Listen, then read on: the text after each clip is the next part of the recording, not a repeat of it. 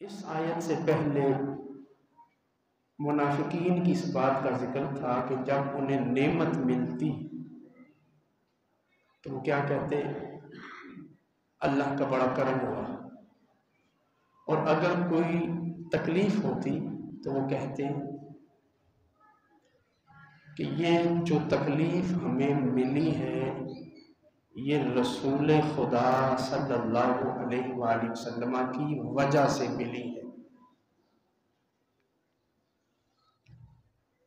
तो उनके जवाब में अल्लाह रब्बुल इज़्ज़त ने फरमाया कुल्लु मिन इंदिल्लाह, नेमत हो या तकलीफ हो, सुख हो या दुख हो, अल्लाह की तरफ से। अब बात समझाई जा रही है, फर्क समझाया जा रहा है। मा असाबका मिन हसनतिन फमिनल्लाह, ए हबीब प्यारे, जो आपको अच्छाई मिले, सुख मिले, नेमत मिले, वो अल्लाह की तरफ से है। और जो आपको परेशानी हो, असाबका मिन सय्यतिन, कोई तकलीफ, अजियत, फमिन नफ्स का, तो वो आपके अपनी जानिब से। ये ज़हन में रखें कि यहाँ खिताब बज़ाहिर नबी से है, लेकिन मुराद उम्मत नबी है। बज़ाहिर खिताब नबी से है, लेकिन मुखातिब उम्मत को किया जा रहा है, कलाम उम्मत से है। ये कुरान करीम का एक नजरिया ज़हन में रखें कि बज़ाहिर खिताब अल्लाह रब्बुल इज़्ज़त अपने नबी से फरमाता है, लेकिन वो खिताब, वो कलाम उम्मत से होता है। उसका नबी की जान से इतना ताल्लुक़ होता है कि नबी से कहा जाता है और वो पैगाम उम्मत के लिए होता है। और ये बेशुमार मौक़े पे अल्लाह रब्बुल इज़्ज़त ने अपने नबी से ये खिताब फरमाया और हुक्म मोमिनीन को दिया, अहले ईमान को। तो आप ज़हन में रखें कि तकलीफ़ हो या नेमत हो, किसकी तरफ से है? अल्लाह की तरफ से। दुख हो या सुख हो, किसकी तरफ से है? अल्लाह की तरफ से है। अगर नेमत मिले, रहमत मिले, बरकत मिले, वो अल्लाह की तरफ से एहसान है, अहले ईमान पर अल्लाह का करम है। ये नहीं कि हमने कोई नेकी की है तो उसका बदला अल्लाह ने हमें दिया, बल्कि महज अल्लाह का फजल और एहसान है। नेकी जो हमने की वो अपने भले के लिए की, अपनी आखिरत बनाने के लिए की है, खिदमत इंसानियत के लिए की है। लेकिन जो बुराई, कोई तकलीफ, अजियत, दुख हमें मिलता है, वो दरअसल हमारे ही किसी गुनाह का नतीजा होता है। और कई लोगों को ये पता होता है कि मुझ पर ये जो आजमाइश या इम्तिहान या परेशानी या दुख आया है, मेरे किस गुनाह का नतीजा है। सब सालीन का ये मामूल था कि परेशानी आती तो फौरन कहते हैं कि आज मैंने ये नेकी नहीं की ना, तो इसलिए मुझे ये दुख पहुंचा है। एक बुजुर्ग थे, उनको चलते चलते सवारी से गिरे, टांग टूट गई। वहां बैठ के सोचने लग पड़े कि मेरी ये टांग टूटी है तो ये मेरे किस गुनाह का नतीजा है। तो जो हमें दुख या तकलीफ मिलती है दुनिया में, दरअसल वो हमने खुद कमाई होती है, उसका सबब हम खुद होते हैं। इसलिए इस आयत में फरमाया फमिन नफ्सिका, जो तुझे तकलीफ पहुंची है, इस तकलीफ को दावत तूने खुद दी है, इसको तूने खुद अपने गले लगाया है, अपने घर बुलाया है, इसका सबब तू खुद है। वह अरसलनाका लिन्नासि रसूला।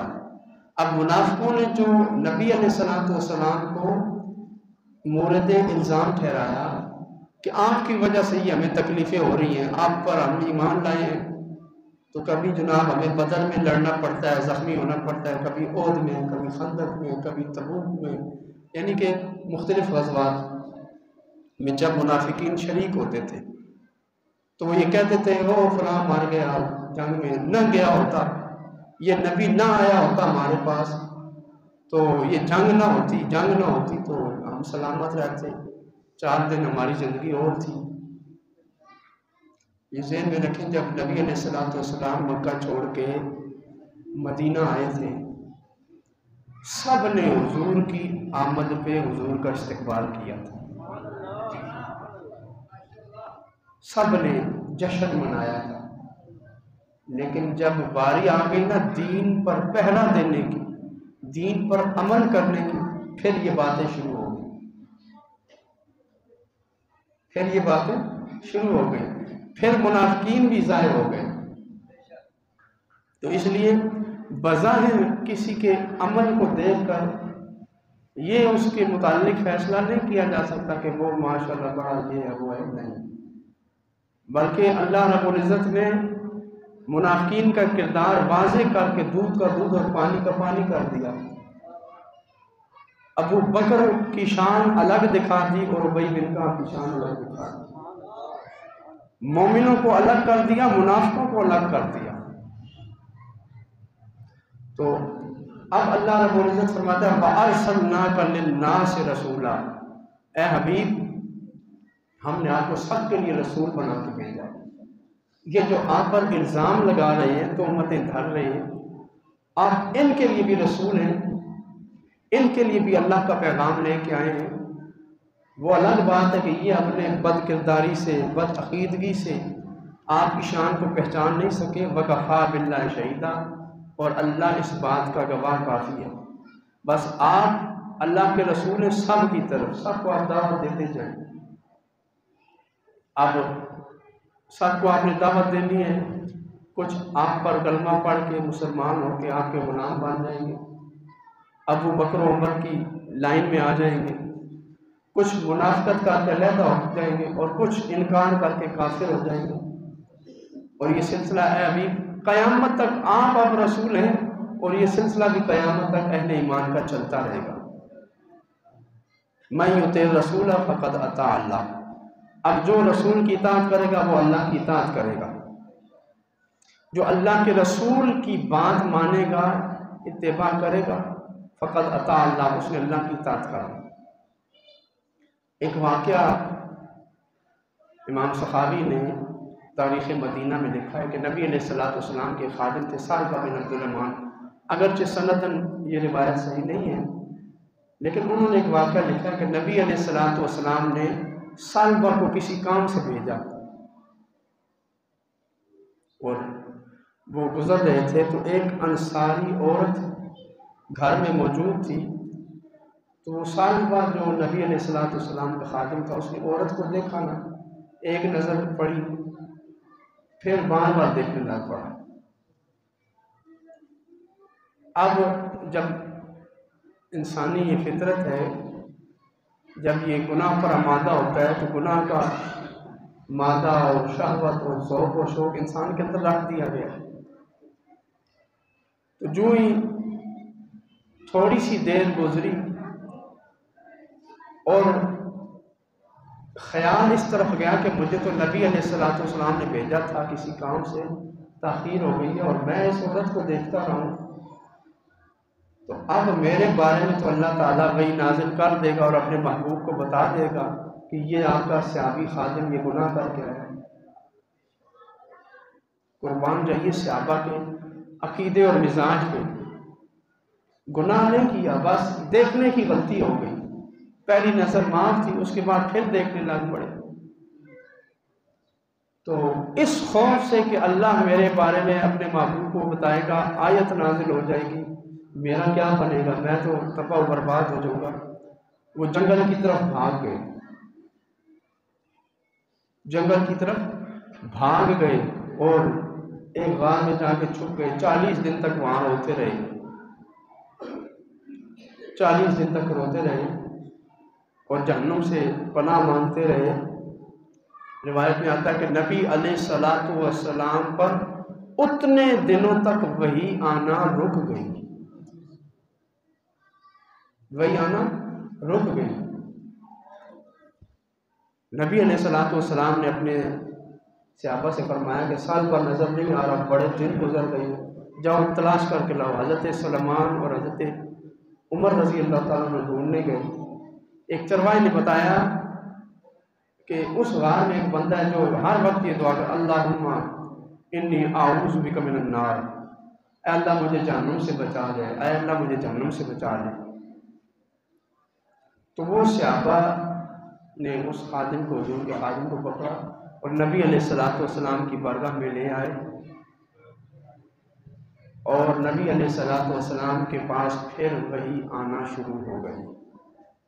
गौर फरमाइए, अल्लाह रब्बुल इज़्ज़त ने अपने उस महबूब के गुलाम का कितना हया किया, उसके गुनाह पर कितना पर्दा डाला कि उसके लिए वही नहीं भेजी बल्कि उसके इखलास को कबूल कर लिया कि गुनाह करने के साथ ही जो दिल में खौफ पैदा हो गया, खशियत पैदा हो गई, फ़ौरन वो तौबा की तरफ आ गया। तो अल्लाह रब्बुल इज़्ज़त ने ना सिर्फ उसकी तौबा कबूल फरमा ली बल्कि उसके गुनाह पर भी पर्दा डाल दिया। तो अल्लाह फरमाता है, मैं युतिर रसूल, तुम इताअत रसूल की करो कि अल्लाह के रसूल के कहने पर चलो, फ़क़द अता अल्लाह, तुम यही समझो कि बराह रास्त हम अल्लाह का हुक्म मान रहे हैं।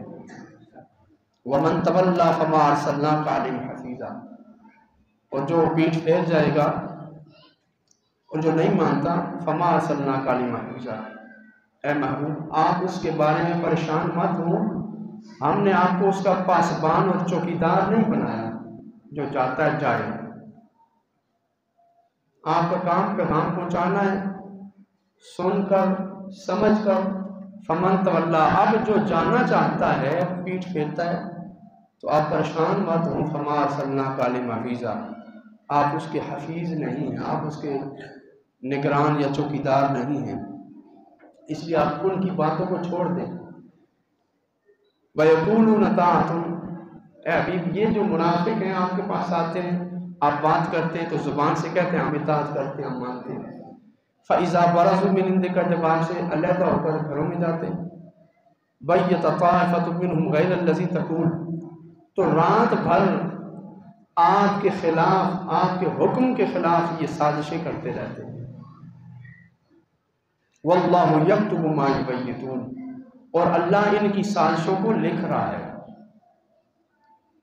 फ़अरिद अन्हुम, आप इनकी बातों को छोड़ दें, इनसे रुख फेर लें। वतवक्कल अलल्लाह, और भरोसा करें अल्लाह पर। जो अल्लाह ने आपको वही कुरान की दौलत और अपने कलाम की दौलत और अपने अहकाम और दीन की दौलत दी है, आप अपनी तवज्जो इस तरफ रखें, मुनाफिकों की बातों को छोड़ दें, उन पर बहस मुबासा छोड़ दें। वकफ़ा बिल्लाहि वकीला, अल्लाह ही तुम्हारे लिए वकालत करने को काफ़ी है। कफ़ा बिल्लाहि वकीला, अल्लाह आपकी वकालत के लिए काफ़ी है। अफला यतदब्बरून अल-कुरान, अब अल्लाह रब्बुल इज़्ज़त मुनाफिकीन के बारे में कह रहा है कि काश वो रात भर इस्लाम के खिलाफ साजिशें करने की बजाय यतदब्बरून अल-कुरान, कुरान में गौर व फिक्र कर लेते। वो पूरी रात जो साजिशें करते रहते हैं और पूरी रात जो एक दूसरे के खिलाफ माज़राई खड़ी करते हैं और मंसूबे बनाते हैं, इसकी बजाय बेहतर तो ये था कि ये कुरान करीम की आयतों पर गौर कर लेते, कुरान ही पढ़ लेते, कुरान की एक आयत पढ़ लेते। वलौ कान मिन इंदि गैरिल्लाहि लवजदू फीही इख्तिलाफन कसीरा, तो इनको पता चल जाता कि ये किताब अल्लाह की सच्ची किताब है, ये सच्ची किताब नहीं है, कि इन्होंने तो इंजील और कुरान भी पढ़ रखी है। अब ये कुरान अगर पढ़ते, इसमें गौर करते, तो इन्हें पता चल जाता कि ये किताब अल्लाह की लारैब लाजवाल किताब है और इसमें कहीं भी कोई इख्तिलाफ नहीं है। तो यहाँ पर देखें, अल्लाह रब्बुल इज़्ज़त ने अपने महबूब से फरमाया कि इन मुनाफिकीन के तर्ज अमल को आप छोड़ दें। जो मुनाफिकत करता है, सामने आके कहता है कि ठीक है जनाब हम मानते हैं, ठीक है जनाब उन्होंने हमला किया तो हम आपके साथ होंगे, हम हर मुसीबत में आपके साथ खड़े होंगे, हम आपके साथ हैं, और फिर जब चले जाते हैं तो आपके खिलाफ साजिशें करते हैं।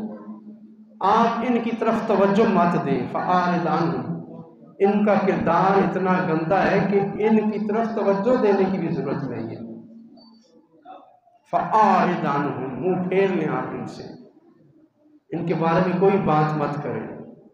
कि आपके पास बात करने के लिए कुरान है, आपके पास बातें करने के लिए अबू बकर है, उमर है, उस्मान है, अली हैं। अपने ग़ुलामों को देखें कि किस तरह आपके ग़ुलाम मक्का में जो मजबूर और लाचार हैं, परेशानी में, लेकिन फिर भी आपके साथ वो मोहब्बत रखते हैं। मक्का में जब कुछ लाचार मुसलमान कमज़ोर ज़ईफ़ किस्म के रह गए थे, हिजरत नहीं कर सके, तो कोई बीमार हो जाता तो वो ये दुआ करता, अल्लाहुम्मा, ऐ अल्लाह, ऐ परवरदिगार, हम पर हमारी जो मौत है इसको मौखर कर दे, हत्ता नख़रुज मिन मक्का, हत्ता कि हम मक्का से निकल जाएं। एक सहाबी बीमार हो गए और आखिरी वक्त आ गया, अहले खाना ने पूछा वसीयत भी फरमाई, कहा मेरी चरपाई उठाओ और मदीना की तरफ चल पड़ो, मदीना की तरफ चल पड़ो, मैं चाहता हूँ कि मुझे मौत मदीने में आए। तो अल्लाह रब्बुल इज़्ज़त ने फरमाया, इन मुनाफिकों को आप छोड़ें, इनकी बात ही मत करें, आप अपने महबूब, अपने ग़ुलामों की तरफ नजर करम फरमाएं कि जो सुबह शाम आपके साथ जानिसारी और वफादारी निभा रहे हैं। और फिर उन मुनाफिकों को के बारे में कहा, काश वो कुरान में गौर करते। यानी कोई अगर मुनाफिकत का शिकार है तो उसे चाहिए कि कुरान में गौर व फिक्र करे, उसकी मुनाफिकत दूर हो जाएगी। कुरान करीम वो लारायब किताब है कि इसके पढ़ने से रूहानी बीमारियां भी टलती हैं, जिस्मानी बीमारियां भी दूर होती हैं। यह शिफा ही शिफा है। आगे अल्लाह रब्बुल इज़्ज़त ने फरमाया, व इज़ा जाअहुम अम्रुम मिनल अम्नि अविल खौफ अज़ाउ बिही, जब कोई इत्मीनान की या खौफ की बात आती है तो वो इसको फैलाना शुरू कर देते मुनाफिक। अब जब हुजूर हिजरत करके मदीना आए, कभी बदर में लड़ाई हो रही है, कभी ओहद में, कभी तबूक में, ये पूरा अरसा जो मदीना का था, इब्तिदाई 8-9 साल, ये जंगों का ज़माना था। नबी अलैहिस्सलातु वस्सलाम हर लम्हा हालत जंग में थे, तो जो मुनाफिकीन थे वो ज़रा सी बात आती उसको फैला देते, कितना बड़ा लश्कर आ रहा है, अब ये मुट्ठी भर मुसलमान क्या करेंगे, इनके पास तो खाने के लिए कुछ नहीं है, ये लड़ेंगे क्या।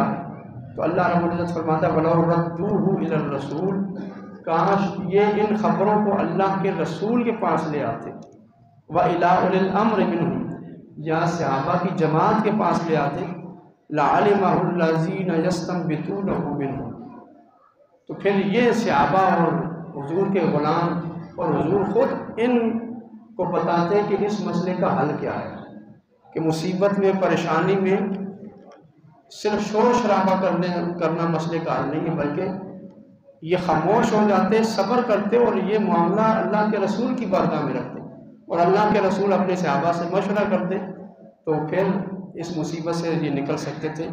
वलौला फज़लुल्लाहि अलैकुम व रहमतुहु, और महबूब अगर अल्लाह की रहमत और अल्लाह का फजल आपके साथ ना होता, लत्तबातुमुश शैतान इल्ला कलीला, तो तुम में से अक्सर शैतान के पैरोकार हो जाते।